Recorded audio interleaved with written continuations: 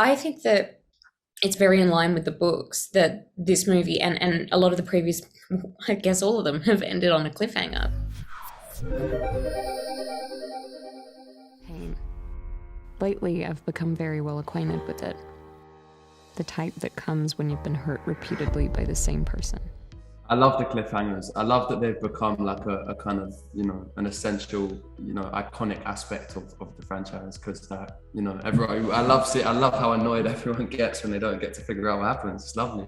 It's lovely to watch. But no, I'm especially excited for people to see this cliffhanger at the end of number 3.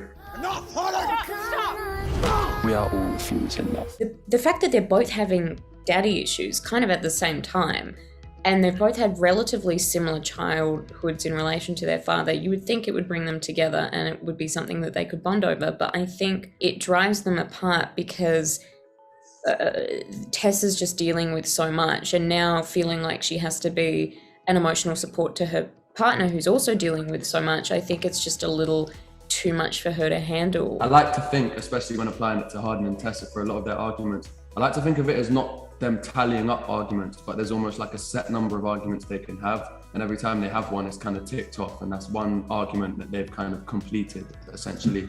But when too many of them happen at the same time, that's when it's kind of a problem.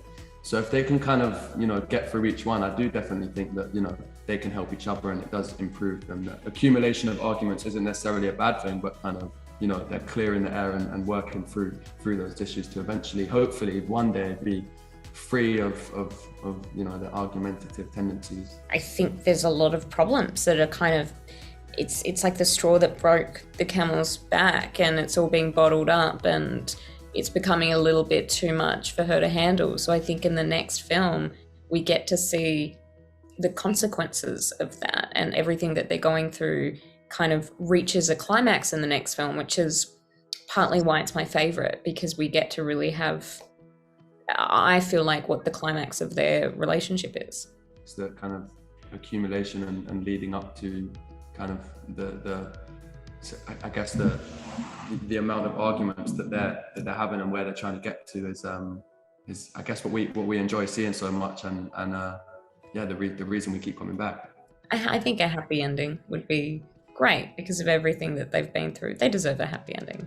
Yeah, we have to admit we all want a happy ending, don't we? But part of me would love to play with the idea of everything just going terribly. Would be interesting to see as well. I feel like I'm so sadistic and just wanted to see the fans react to the most wild stuff. But I think that's kind of what it's about, is that keeping everyone on their toes, hence the cliffhangers and all the crazy dramatic arguments and a lot happening all at once. And as much as we would love a happy ending, I don't want anyone to get too comfortable.